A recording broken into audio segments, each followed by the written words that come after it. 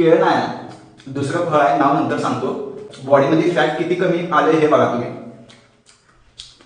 Body कशी shape मध्ये आले. 15 नोव्हेंबरला मी एक व्हिडिओ पोस्ट केलेला 2024, 15 नोव्हेंबर 2024 ला एक व्हिडिओ पोस्ट केलेला मी. त्यात माझी बॉडी ह्या लेवलला होती. ओके, आज तारीख बरोबर 4 डिसेंबर 2019 दिवस झाले. ज्यावेळी तुम्ही दुसऱ्यांच्या पाठीमागे लागत होतं ना, आमची बॉडी बनवा, आमची बॉडी बनवा, त्यावेळी आम्ही बॉडी बनवून दुसऱ्या कामाला लागलेलो आणि दुसऱ्या कामात बिझी होतो. म्हणजे मी जे बॉडी टार्गेट करणार आहे त्यातले हे 1% फक्त टार्गेट झाले, म्हणजे अजून 99% बाकी आहे. म्हणून मी सांगतोय नॉलेज इज पॉवर. आणि नुसती नॉलेज असणे हे गरजेचं नाही आहे.